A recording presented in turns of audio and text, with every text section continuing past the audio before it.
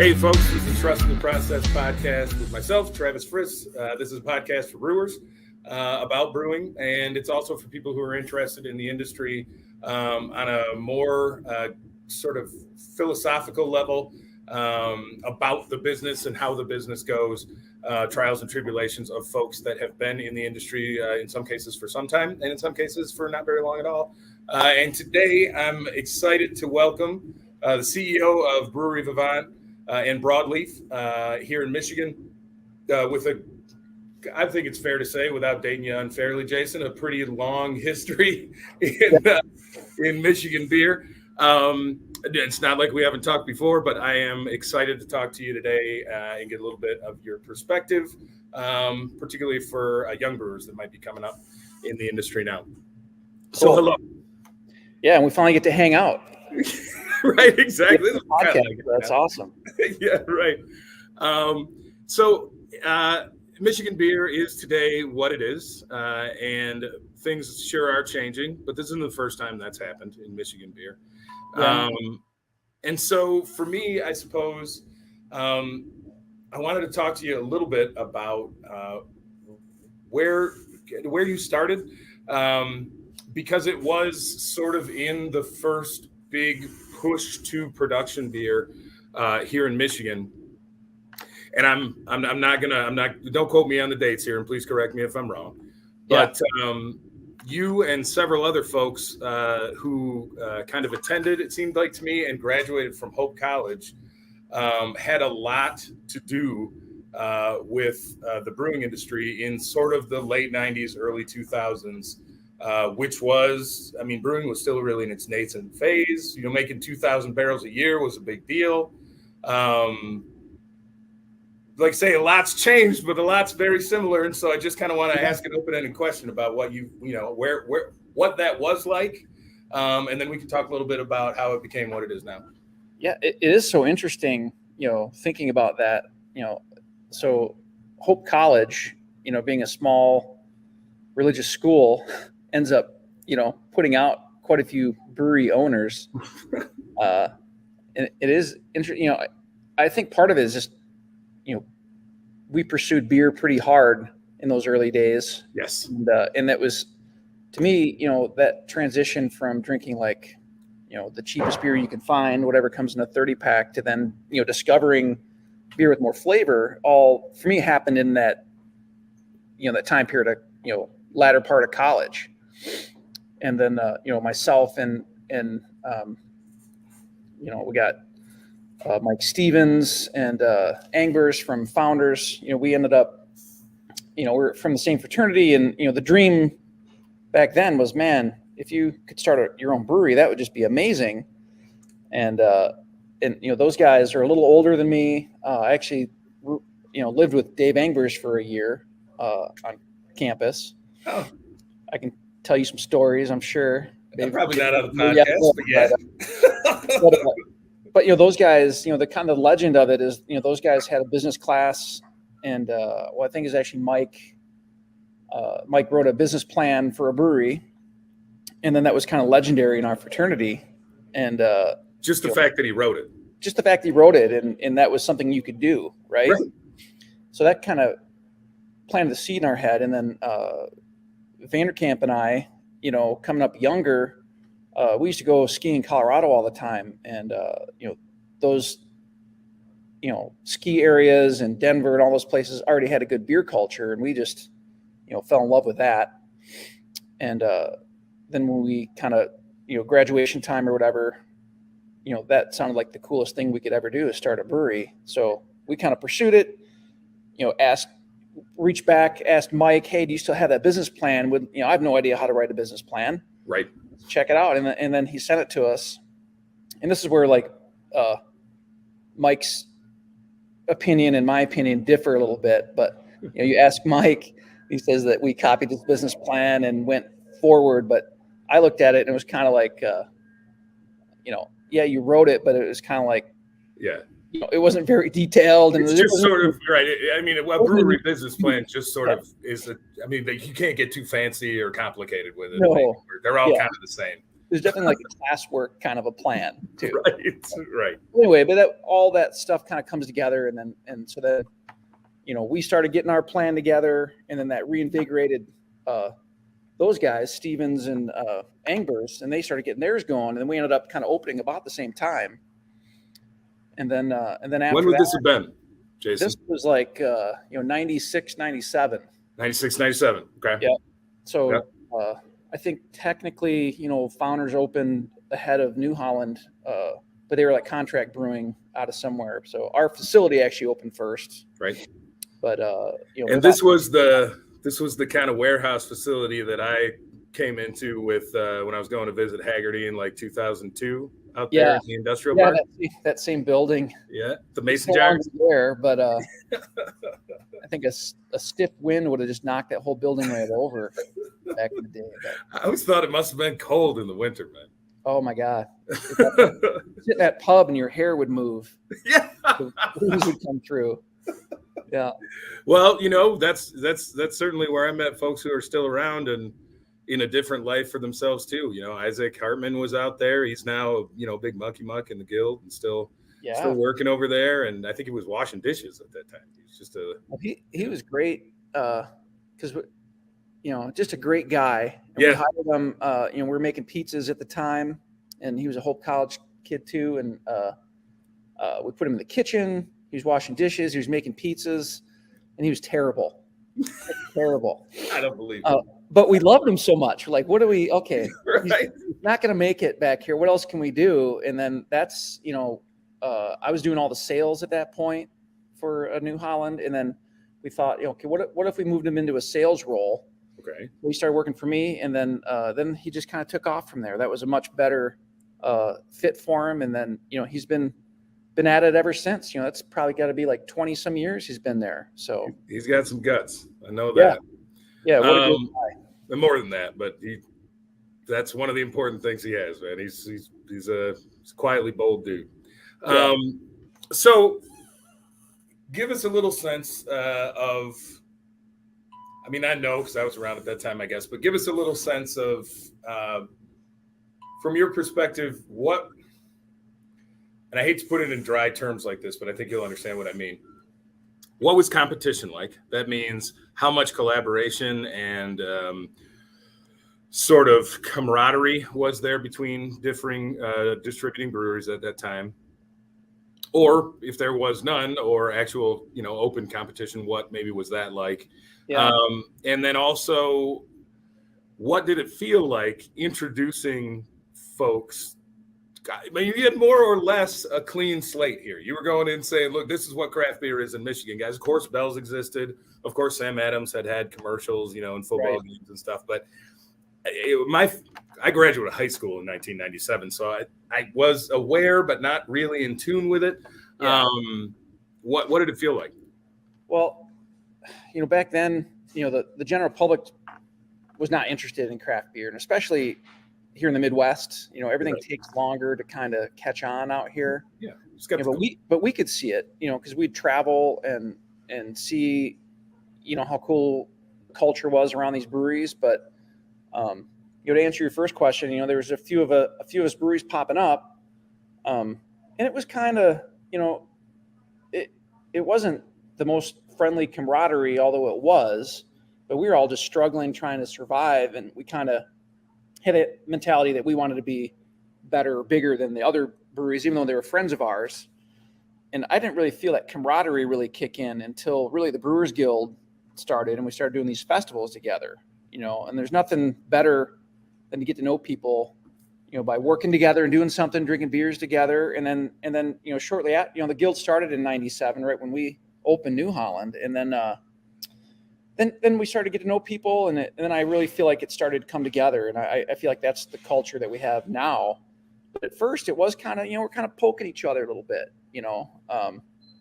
because we're like competing for the same tap handles and like, bars, to get to your other part of the question, like no one wanted craft beer, right? You couldn't. I remember that. Like you're sitting there just like trying to sell it, and just like people were not interested, like stores, like no one would take it, and you had to explain what pale ale was, what amber ale was, and it was just maybe a bar might buck the, everyone had the same tap list: Bud Light, Coors Light, Miller Light, and like it seems so stupid now, but Right. it's They all like might have like Sierra Nevada in bottles or something. Yeah, Yeah. or Heineken. Right. Yeah, but that was really about it. So it was an uphill battle, and doing sales during that time was not fun at all, because like you'd basically just be begging people like, hey, just put a case on the floor, let's see if it moves, but it was a tough sell. What were you? I think it's important to put in context too, again, particularly for younger folks. You touched on it in terms of tap lists and bars, but it's not that experimentation didn't exist. It absolutely did. And I think in the context of pushing back against what existed and was popular, it was as intense as it is now, right? So this race to innovation and all that kind of stuff. But it looked way different than it does now, right? Because we're talking about people being freaked out by just a straight up West Coast IPA at all, right? Yeah. Oh man, that didn't even exist, Right. I do remember my first Sierra Nevada, and just I thought my mouth was gonna like explode, but then I liked it, but just the acclimation to anything that wasn't an industrial lager was tough for the general public. But you think of how far beer has come since then, like not to tangent too much, but like Europeans used to just make fun of our beer. Oh, all the time. I was in Europe when they were doing it. Yeah, it was a known fact that your beer's terrible in America. Yeah. And if you fast forward now, I think it's so interesting that now the American beer culture is influencing all these European countries. They're importing American hops, and it's like mind blowing. If you think back on it, but. Well, and it's this. There still is this thought, and this, but in Europe with European brewers, there still is this thought like, why does it have to be so loud, right? Like, you know what I mean? Can we like make this a little bit less American, maybe in a certain way? Which is, I think, why they're kind of grokking on New England IPAs, honestly, because it's sort of what that is, right? Visually, it's not, but in terms of just being soft and more accessible and all that kind of stuff. I'm sorry. Anyway, that's my own take. I think that comes back to culture too. Like, I love traveling and getting, in the cultures of the places I visit. In America, our culture is just loud, like you said. Everything's extreme. Everything's got like, if someone takes it here, then someone else is going to take it here. Right. It's just that's just what we do. Right. There are no bad ideas, right? If you can, you should. Trying to get the general public to appreciate subtlety is very difficult. Tell me about it, brother. Yeah. So, I mean, fast forward to where the culture is today, it's all built around big flavors, right? Yeah. But I kind of think, we're sort of a victim of our own devices, where, no question. Back in the old days, it sucked. Because like there just wasn't enough people that wanted to buy beer, right? And then through 2015, 16, or whatever, craft beer became like mainstream, a phenomenon. Everyone was buying it. Like people's grandpas would go to the store and just buy stuff, and it was like no one could make enough beer. Like we couldn't make enough beer, keep it on the shelf. But there's a cost to that, because now the general public is basically stupid, right? Well, yeah, I mean, if you take people of average intelligence and understand that half the people are not even that smart, it comes into focus. Yeah. So like anything that's popular, it's not exciting. It kind of ruined it a little bit. So we're struggling, but the people that did like the beer, it's this really small piece, but they really enjoyed craft beer and wanted to learn about it and know about it. But now, to survive, you also have to appeal to the general public, who may not really give a shit about beer or even like the taste of beer. Yes. So you have to produce these other things, because you need, there's so many breweries now, you have to still appeal partly to the general public and then partly to like your core audience, This is something that I want to explore. But I also want to make sure that we're giving appropriate context. And I mean, this is something we have to explore for sure. Yeah. But in order to give some layer of context, maybe one or two more, I remember one of my jobs in high school was getting out of football practice and stocking the shelves at my local grocery store. And this was in Diamondale, Michigan, which is not a big town, right? I mean, I think there were maybe 1,200 people in that town, but there was a grocery store. It's called Carl's Supermarket. And the reason I'm saying all of that is because we had, I think, Zoomer Wit and nice. and Palooza. And I remember I wasn't supposed to stock beer, right? But because I was like, I think maybe I just turned 18, whatever. I was stocking that beer, and I was like, what in the name of God is this with dancing bears and shit on it? Yeah. And then I found out it was wonderful. But those beers now would be considered, those styles now at least, would be considered pedestrian styles, right? Sure. Yeah. But at the time, it was like, they find orange in this beer? What is happening to the world? Yeah. So no doubt. Can you give a little bit? You were talking about how, of course, it was hard to sell those beers, and I think the reaction that I had, which was the reaction I just said, is probably one of the roadblocks. But and this is an interview of you, but just to give a little bit of an example, I remember making an alt beer that had won a bunch of GABF medals and World Beer Cups and stuff. And the only way I could sell it, was to get close to the price of the macro brewers. Killian's was the one I was going against right at the time. Right. Yep. Walking into the bar with a bottle, buying a pint of Killian's, putting the bottle down and saying, this is better than that, taste it, and if I'm wrong, I'll leave, right? Yeah. That's how I used to sell beer. I wonder if you had a similar experience. Yeah. But, getting people just to try it was the hardest part. Right. Even just to get, the bar just to put it on tap, or even just, be open to it, because you'd come into a bar and, the patrons, like they were either Miller drinkers, Bud drinkers, or Core drinkers, and you could not get them to switch, but that was it. There's like this devotion, like you kind of align yourself with one of those brands. Yep. And that was it. And you just didn't drink anything else. And Chevy and Ford. The same thing. And like the distribution network was set up that way too. Yes. They had all the power, and they would play those games and stuff, but breaking into that was nearly impossible. So to sell those beers and then get people to try them, if you did get on tap or get in the bar, then to have people actually order it was a whole other battle. Right. Because of course those guys weren't going to take up their wall space with your posters if you even had the wherewithal to have them, right? Yeah. So I'm talking about 5 years after when you're talking about, and even in that 5 years, the work that you guys had done made it easier, right? I mean, it was clear that it was easier. But I remember, like, when I was in college, like, we had a homebrew store in Holland, and like Larry Bell was still delivering beer in his fucking van. Yep. This was the late 80s, right? Well, this would have been like mid 90s. Larry Bell was still doing that. Dude, when I came into Michigan, the rumors were he had just recently stopped using fish tank thermometers to keep track of his fermentation.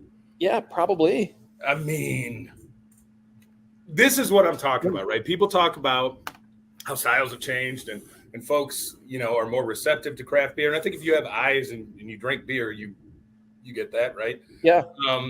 Well, when we opened New Holland, like, Bell's was at 5,000 barrels. Which was insane at that time, by the way. Yeah, which was huge. Right. And my uncle was a journalist and a home brewer, and he loved Bell's. He always had, whatever, Expedition, and his Third Coast was a big one for him. But I guess, my point in all of that is, really the expertise of brewers in the state of Michigan, and the I think as competition rose, most brewery owners realized that, maybe they weren't the best candidates to be brewers, and maybe it was good to hire in professional brewers. And I think a lot of those professional brewers that were hired in, and we could talk about, the big ones like John Mallett and Alec Moe and all those kind of guys, John Haggerty, frankly, all kind of came in the same few years and all, whether they were single-handedly responsible or not, of course they weren't, but that's when all of those breweries pivoted, right? And became sort of more professional and more tight and more, just in terms of the way they were making beer, not in terms of their culture. And I wonder, as John Cole told you, the producer and just extraordinaire of the podcast here, we just had a 3.5-hour conversation with Haggerty, and we did touch a little bit on, New Holland and what that felt like for him. But what did it feel like? What did it feel like for you? I mean, that must have been a heady time, man. Yeah. Well, like what comes first, like right.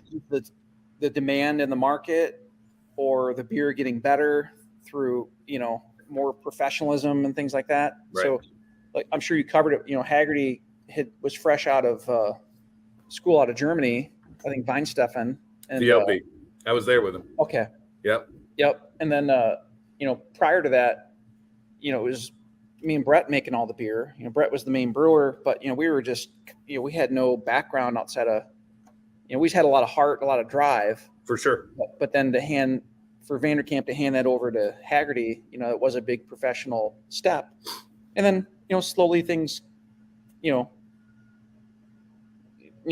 craft beer started to become more and more acceptable, so I'm not sure which one comes first, but I think that is all part of it.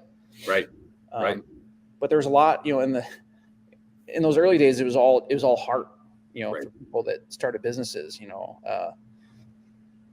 I think it is now in some cases. Yeah. And you see small brewers open up and this, right? You see small brewers open up all the time, and you're like, are you sure, buddy? Yeah. That's the entrepreneur way. Like, you don't want to know too much. Right. Ready, fire, aim. Yeah. Well, I mean, I'm conflicted about those kind of things, man, because I mean, I'm a brewer, right? I have a big chip on my shoulder about people who come in and try to be brewers who aren't. You know what I mean? And it's not because I feel impugned somehow. I'm fine, right?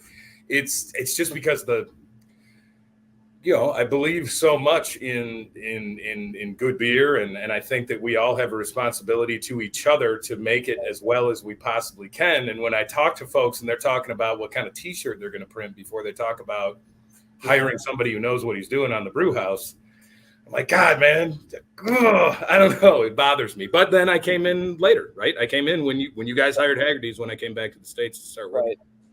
Yeah, that is hard. I always come back to, like, I can't criticize too much because, that's the way me and Vanderkamp started. We didn't. Yeah, but there wasn't another path. And we figured it out, Right. So, you did. But as long as people have that desire to learn, and, that's what I love, is like, the learning process is never done with beer. There's always something more to learn and to know you don't know it all. But some of these young breweries, I kind of blame maybe the like reality cooking shows. You know what I mean? Okay. Where you want to go from, you're fresh out of school or whatever, and you want to be a celebrity chef. Right. Right away. Just skip all the other steps, just go right into that, and yep. And it's that same kind of mentality, I think. Yeah, I agree with that, man. I think you're right. So brewers want to skip all the fundamentals and just be famous. Yeah, right. We see, this is the added bonus of a podcast, is we now get a tour of your facility as well. Yeah. Well, I guess I shouldn't stand at the bar if we're gonna get into it. So you're right. So we come to I think we can spend. There it is. There's some old school. Anyway. Who's on the right there? So we got this is me. Okay. This is our head brewer, Jacob. Jacob Darlow. Yeah. Still here. And then Brooks is still with us. All right. This is Brian. Love this guy. He hates me now, though. That's all right. That's all right. And then this is Rick, who owns Sovngarde here in town. Okay. Awesome. Yeah. That's the crew. Yeah. Awesome. Well, I something my brewery lacks that I would say none of your breweries do, and particularly Vivant. Now everybody's gotten a chance to see the wood beams and the old pictures and how nicely it's set up. Something that always impressed me about West Michigan guys, particularly, and yourselves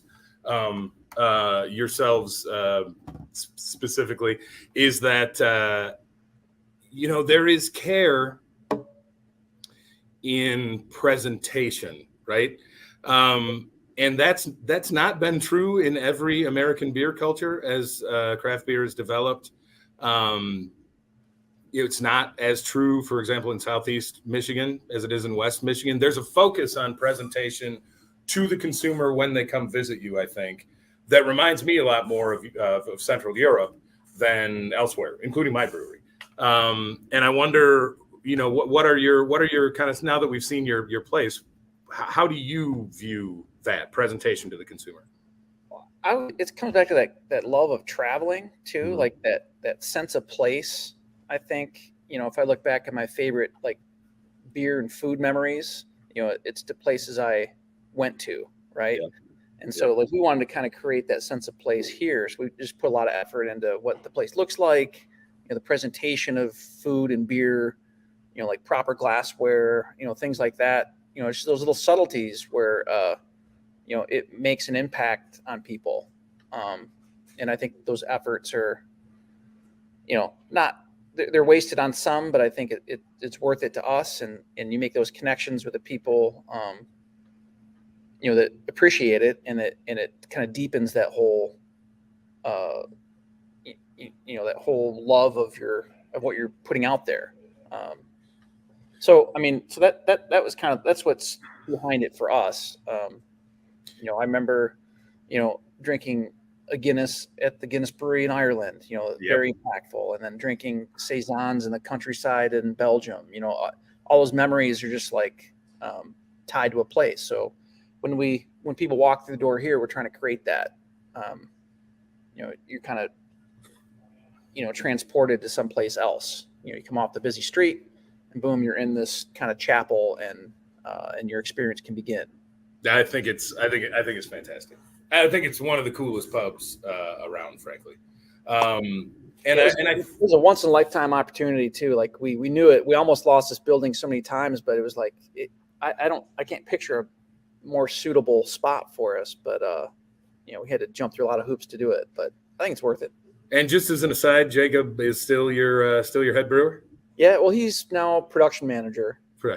And then Chris Midas, who was here pretty much from day one also, but he was like our lead server. And now he's in the brewery. Now he's our head brewer. Excellent. Yeah. I just, I couldn't say enough good things about Jacob. He's just one of the best hearts in brewing. For sure. So anyway, you're the subject of the podcast today, but I'm also using you, as I do everyone, as a vehicle to kind of describe different points in craft brewing for all of us. Because I think you'll give as interesting a perspective as anybody, and more interesting than most. So there is a time when I remember when John ended up heading out from New Holland. I think it was around 2012. And I think that you had already made your departure at that time, or am I wrong? I 2005. 2005, so quite a bit before. Yeah. Okay. So John had been there for a couple of years before I had left, and then we brought Fred Biltman on. I just wasn't, to be honest with you, after doing sales for craft beer and just, getting the shit kicked out of you for all those years, I was just I couldn't do it anymore. Yeah. So, I replaced myself with Fred. Yeah. Who kind of picked up, he had been a huge contributor to where Bell's is today, I believe. Yeah, of course. Really, really smart guy, great ideas, connections, all those things. So it was I felt I was leaving it in good hands, but once that happened, I kind of just fell into this void and didn't really have a great role anymore. And then that's kind of when, for me, the kind of wheels fell off, and I ended up departing shortly after that. But that makes sense. And you guys were in the you were in kind of the danger zone at that time, as I recall, that like 15,000, 10,000 type barrel No, area. we were about 5,000 About barrels. 5,000. Yeah, It's those jumps, I guess, that I mean, though. For up to 2,000, but if you that's got your right, shit together more or less, you can do that. yeah. Right when I left, and I do like to note that when I left, we were still bigger than Founders. Yeah, Uh, yeah. but then shortly after that, that's when Brett moved the production facility to the new location. That all happened after I had stepped away. Yeah. And then all those things, and then of course craft beer continued to grow, and then they grew pretty quickly after that. Yeah, no question. But for you, was there a gap in brewing for you then? If 2005 was when you I left, kind of stepped out and just kind of like was treading water for a while. Like I didn't know what to do with myself.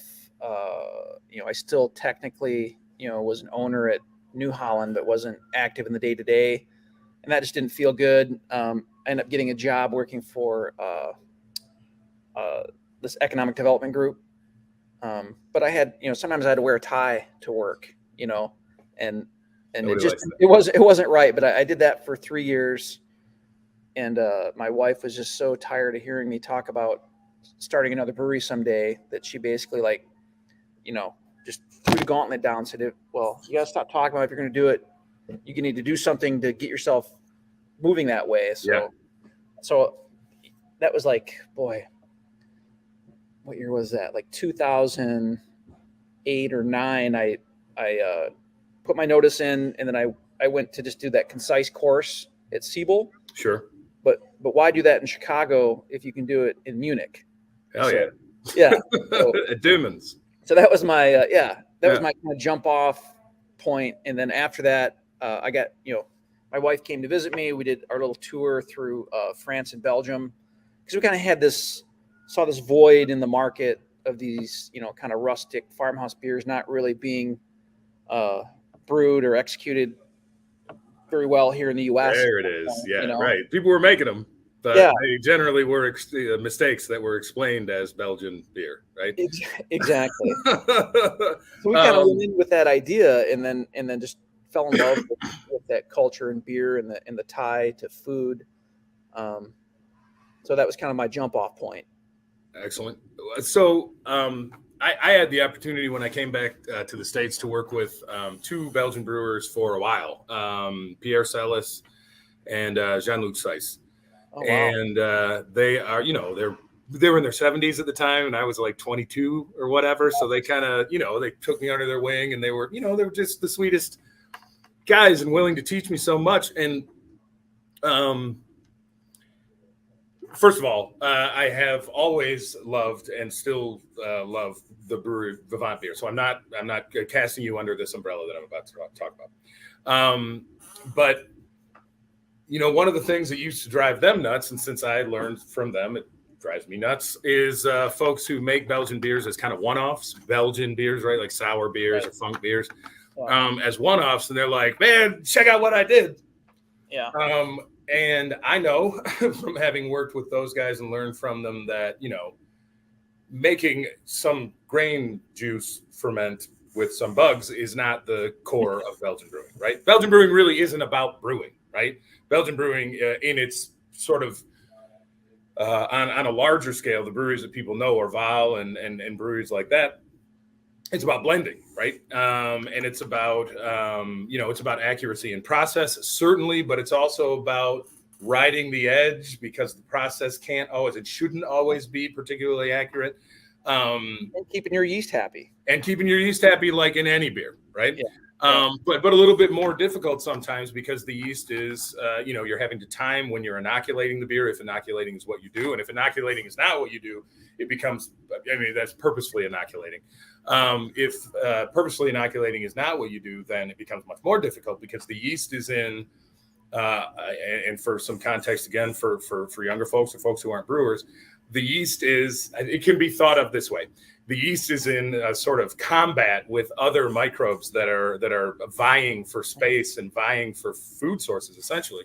And yeast already creates its own toxic environment by by producing alcohol, essentially. But now we have other bacteria that are producing a toxic environment for the yeast as well, by virtue of dropping the pH and many other parameters that are important to yeast.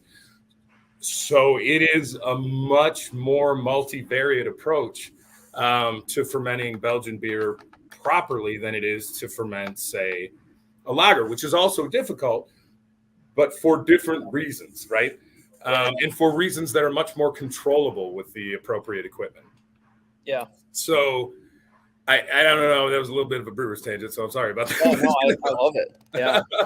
But so I guess my point with all of that is so we're talking about 2008, 2009. There was, of course, awareness of Belgian beer, right? And your sort of influencer kind of beer geeks, the ones who take it real seriously, all knew at least about Belgian beer. They knew that it existed, and they knew that it was something classy that they should like, right? Right.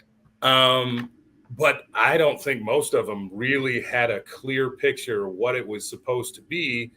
So it could be and was an area that American brewers could jump into without really knowing what they were doing and just saying, wow, this is what it is. So, don't worry about it. Just drink it. Yeah. That's not, I feel like, what you guys did. Can you tell me how you kind of approached that? Well, it's sort of interesting because, of course, I love all the traditional Belgian beers. They're a little cleaner. More, there's more phenolics and things like that. But then I really love, the saisons and rustic beers, were more unfiltered, and so there's like quite a range there. And then at this time when we're kind of coming up with this idea, like people, I don't know if they necessarily know this or not. Like my whole goal was to bring like beers like this into everyday drinking. Yes. So like a Chimay bottle, you'd buy one and then you'd wait for like Thanksgiving or something and then crack it open. Right. It's like a special occasion beer. Right. So my whole goal was, can we bring these beers and make it like an everyday drinking beer? So, putting the beer in cans was a step to that. I thought, well, if we put it in a can, it's more approachable. It doesn't seem so distant. And, if we can make, like Farmhand is our number one selling beer still, but we try to make that real approachable and actually tamp the esters and phenols down on that by yeast selection and things like that, and the way we ferment it, because I wanted that to kind of be a lead-in beer. Sure. And it's worked pretty well. But then, I like having beers that kind of welcome people in, but then we also really love the really super nerdy blending, doing things the hard way, because It's inspiring to us and we learn and stuff from it. And we actually grew our sour beer program pretty big in that 2015-16 time frame when like you could do no wrong. You did. People just, and you guys weren't doing wrong. That was what was shocking, right? You were not taking it. It was clear. I really respected it at the time for what it's worth, because damn near everybody was taking the easy way out, right? But you guys weren't. And, I think that is a pivot that I kind of wanted to make in this conversation, because I think you do have an interesting perspective on this. And it is this. And again, I'm coming at this from a place of awe and respect about Brewery Vivant, particularly in the beers that you guys made. But things changed in, say, 2017, 2018, in terms of what people were drinking. Things that attended to subtleties which made the beer better or more accurate were much less interesting to folks. It had become, that had been happening for a while, but it seemed like there was some sort of a tipping point. And so there was no longer a particular reward apparent for doing the kind of brewing that it is that you're talking about, which is, in my opinion, brewing the right way.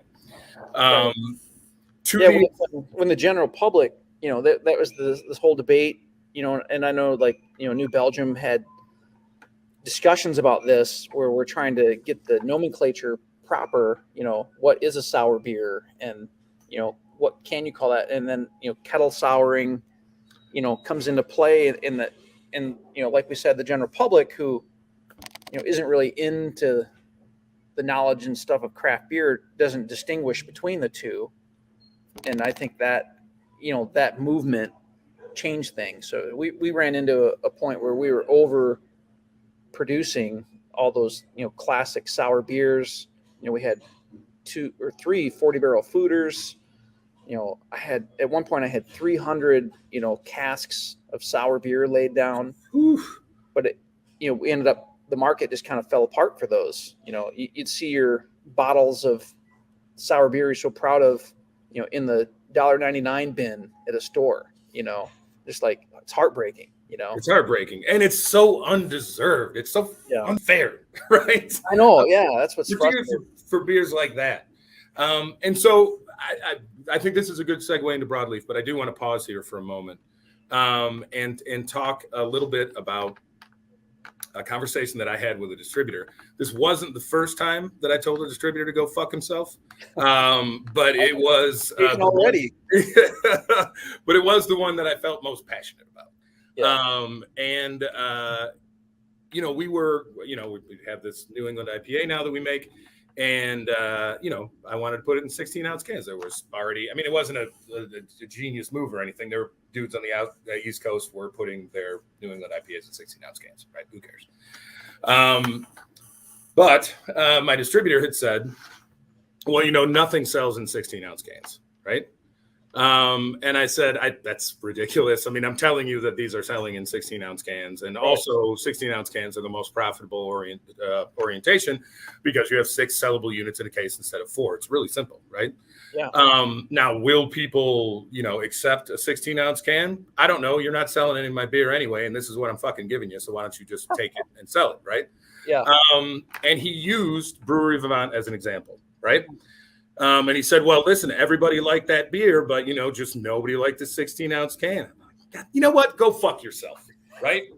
That's not what happened, first of all. And second of all,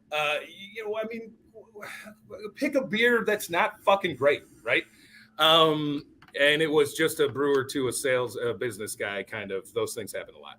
Yeah. But I as this New England IPA and beers like this were ascending, those beers that were traditional and core brands for a lot of breweries like Brewery Vermont were declining. And it was hard for me to watch, even though we were winning financially. It's not like I love the M43 and all the New England IPAs we made. It was super fun to figure them out. It's really fun to figure out how to do them in an industrial way. It's not something I necessarily have I'm not going to stand up on the mountain and wave a flag that has New England IPA on it, but, was probably going to put my kids through college. So that's nice. But the whole time that was happening, and the whole time I was enjoying all this, and I talked about it at the time a lot, I was mourning what I felt like we were losing. And of course, nothing's lost. And of course, again, these cycles happen all the time and blah, blah, blah. But my friends were hurting because it was happening. And, it was a rough time. And I know that, you and I even had some conversations about you doing some soul searching before you opened up the new place. And I wonder, without being too personal, if that's something that you want to talk about. Yeah, it's hard because, especially the way we built our business is like we went for not being a generalist. We kind of went for build a brand around something specific, specific area. Right. Went hard on that, and we succeeded, and we're known for it. It's great, Yes. So I kind of felt we had established this brand, and then we have suffered trying to make it through this amazing time in craft beer that is built around that hazy IPAs, which, to be honest with you, I actually love those beers. I find them fascinating. It didn't fit our Vivant brand, and it just felt wrong. So I was observing all these things happening, but I want to stay in my lane because I work so hard at it.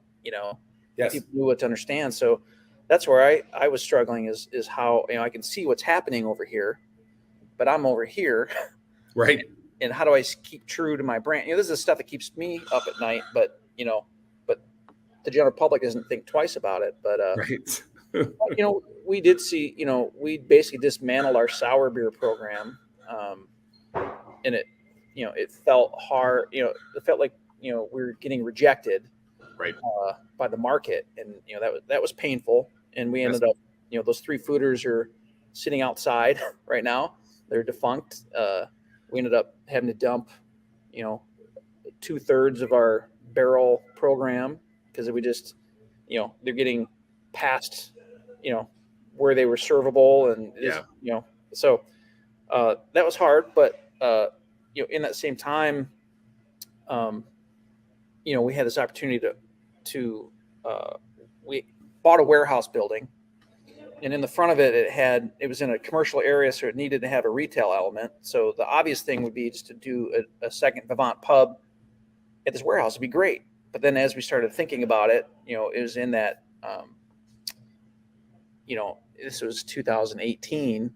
Like, man, but we're really missing out on, what if we built this other brand where we could make these beers that people are excited about? And then, to be honest with you, I was fascinated by these beers that weren't even, wasn't in my mindset at all, in 2010, a hazy IPA, but here's something I don't know anything about. How do you make these hop flavors, and this methods and all these things? It's a whole thing I'm excited about because I don't know about it and I want to learn about it. But we couldn't do it on the Vivant brand. It just didn't feel honest. So, let's build a second brand. And then this Broadleaf brewery plan came together, and people still question why we did it, but now we're able to make those beers. And I've got a dedicated brewer that I think is doing a great job. He's on a 3-barrel system, and he's just turning and burning, but he learns so much by those experiments. And I feel he's got that brand in a really good spot. Terry Lancaster, awesome. And he and I like geek out on, we listen to podcasts and we're doing little changes, and I love it, So that's the part that's exciting about being a brewer. But, that's kind of, I guess, how we've been able to, I feel, stay relevant. And I feel it kind of took the pressure off the Vivant brand, that we can go back to being more true to what that brand is, So now we're doing, sour blending again. There was probably a hiatus for during COVID and whatever, Sure. Of course, but now we're back doing that just really small scale, and that feels really great. Yes. To bring those beers back forward, and then now we have some hazy IPAs that are on tap, here in this space, but they're guest taps. Yes. From this other brand, and that's I feel like even though we haven't really fully got in stride with that, it feels a lot better and feels like we're relevant where the public is, but we're also true to ourselves, and that is a much happier place to be. See, kids, this is how not to sell out. I think that's really important too. I think that this is what I think, right? I am not saying that it's true, but I will point to the scoreboard and say that I've been right a couple times.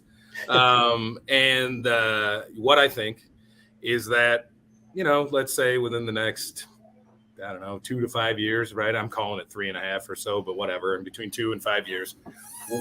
And I think starting now, right? But I think distributors and retailers are going to notice this. They always notice really late, whenever it's, been in trade magazines for 6 to 8 months.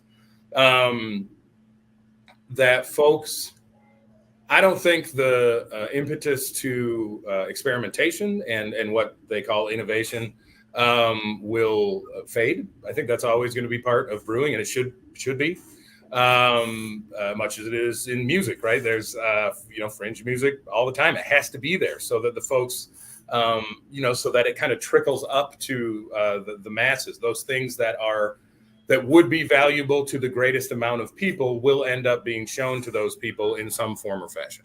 Mm-hmm. But I truly get the feeling, and if you look even at IRI data over the last 2 years, of course, there have been different influences, but I think that folks in some ways have fundamentally changed in terms of how they use what they use. And I think that it's quite clear that, or certainly it's clear to me, that there is a push toward brewers that folks can trust, right? That they are still completely willing to, drink your, strawberry marshmallow barrel aged barley wine or whatever it is that you made, right? But they would rather get it from a brewer that they trust than, oh, there is some random marshmallow strawberry barrel aged barley wine. I'm going to give these guys a shot, right? Yeah. That's good and bad, right? I think what it does is what you've seen, particularly in the Grand Rapids area. There have been a couple of breweries who have gone from distribution and kind of back down, maybe closed down to maybe one or two pubs, and maybe they had three before. And I don't think I think that's an honorable decision, right? Because if you want to go into this kind of experimental type brewing, that's where it happens. I mean, you have to be in the pub explaining it to people, right? Right. And that the same goes for, I think, Belgian beer in a lot of cases, and that's accordioned out and in over time. But the push toward core brands from trusted brewers who, you may not like everything that they make, but that it is all a good representation of whatever it is. More than the guy who's got the most tattoos and, how close to his nipples his beard is, right? Yeah. And maybe that's just me projecting what I want to happen onto the situation. Well, I think I'm seeing that in the marketplace play out already. Yep. Coming off of COVID, of course, there was a push towards that, but I do think those experimental beers are better served from a tap room. For like you said, you can explain them better, but also a lot of those shouldn't really be on a shelf. Right. There's a whole learning curve for distributing beer and standing behind your product, things like that. I bought a lot of undated, terrible hazy IPAs off local retailers that are dumpers, right? Personally, and I can only imagine the general public. You buy a couple $20 4-packs that you end up dumping, and like your whole attitude changes. Right. You're looking more for someone that you do trust, and right. Well, and this is, again, this is, I think, for me, about retailers and distributors kind of catching up with the time again, right? Yeah. When M43 came out on the market, we were able to capitalize on the push of people who were like, I'm getting whatever is new, before it's gone, and it's going to go to these independent retailers who have relationships with brewers. And so these guys were churning through beer, right? Yeah. Churning through new styles and styles that would, like M43, kind of come out and they'd get 10 cases, and then it'd be a couple weeks before they got another 10 cases and all that kind of stuff. And I was aware that was happening and used it to my benefit all the time. You nailed it, by the way. Thanks. I don't know, like from Grand Rapids, like it was like a roll, like you could feel it in the marketplace. Like Martha's Vineyard, for example, really nice store right down the street from us. They were just getting calls for it. People, do you have M43? I've heard about this beer, but people, I mean, it was amazing. Like you could just feel the whole market was just waiting for it. Yeah. And it was hard. It was hard not to give it to them, dude. It slow rolled. And then just like, it was a beautiful. Well, I mean, you look, man, I came into we talked about this just today, even, I came into the industry watching all you guys do that, right? This was not me reinventing the wheel. I had seen it happen, and maybe you all were doing it on purpose, and maybe you weren't, but no fucking chance I wasn't going to do it because I knew it worked, right? And that, just like what you guys are doing, that takes some balls, but whatever. You know what I mean? You're trying to pay our bills over here, just like anybody else. Yeah. So I think, what are you leaving it kind of open-ended with regard to, picking a not a winner, but picking a leader between the two breweries, leaving it open-ended in terms of distribution? What are your thoughts? So we're kind of in this moment where, I've been trying to grow this Vivant brand, and, our distribution sales are actually, every year they go down, and so, that's not sustainable. And, looking at our projections this year, like I feel like I'm really proud of the beers we're putting out there, but we just can't get to the numbers we want to get to have it to pay for all the stainless steel back here, So we're bringing the broadleaf brand and going to put that into distribution really in May. So Good. That's great. we're with a different wholesale group, so we that fit better with the M4 group. So we're going to work with Mike on that brand, and then Vivant's still my focus, and nothing's changing there. But we're going to kind of see what happens if we can build this broadleaf brand, but kind of small, manageable. Doesn't need to do a lot, but if we can sell a little bit more, it'll help the overall number between the two brands, and hopefully we get to a happy place. Well, if you could sell Mike on it, if it matters to you, and if you think it would help, I'd love to bring your guy in and do a collaboration. If it's something that you'd like to do, I'm happy to let you guys exist as you are as well. It's nothing that I would push, but again, I just want to make the offer. If it's something that's interesting to you in the future, not today, or tomorrow, but it's not a question I'm asking you on the podcast. It's an open offer. Cool. No, that'd be great. Yeah. The other thing I got to tell you about too is we're opening a third tap room location. Oh shit! We're gonna go. So that picture I showed you of Rick that owns Savangard here in town, really really cool restaurant. They're moving locations. They're gonna go to a new building, and we're gonna take over their beer garden space. Yeah, that's awesome. We're gonna so we take over in August. And then hopefully open shortly after that. But that's all going to be broadleaf, broadleaf focused. Can you tell me a little bit about if it's something that you're focused on just now? Can you tell me a little bit about what people can kind of look for in terms of brands that you'll be entering the market with, so that they can find them, so they know what they are when they see them? Yeah, well, in our little tap room, it's been great. We have this.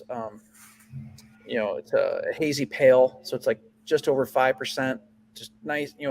When you get older, you definitely appreciate those lower ABV beers. Yeah, although young people are starting to do that too, man. It's been a while.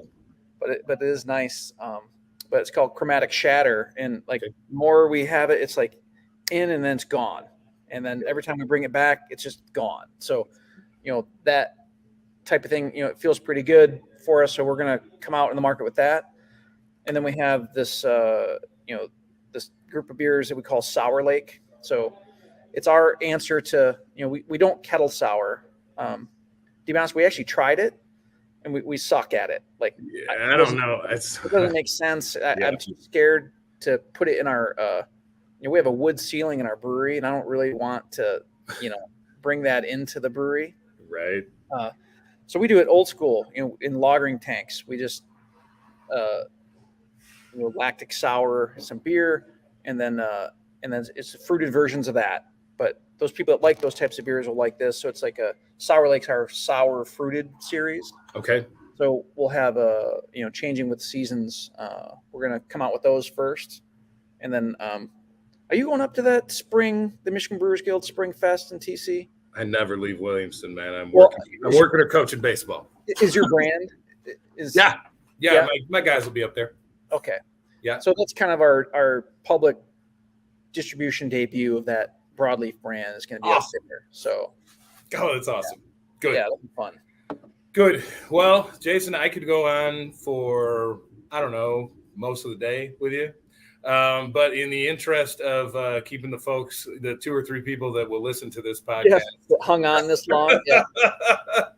I'll cut it off here. But maybe there's an opportunity to get you back on after you guys hit the market with broadleaf and talk a little bit more specifically about that brewery and of course your brewer over there, whose name I forget. It's Terry. Yeah. Would be welcome to come on too if you think that's a good idea. Yeah, that'd be great.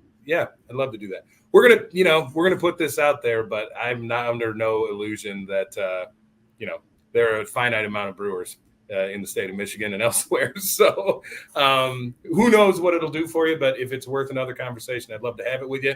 Yeah. And I thank you for the insight as well that you've given me over the years. You've always been an easy guy to talk to, and to a guy new into the scene, trying to break into being an owner of a brewery in the Michigan market.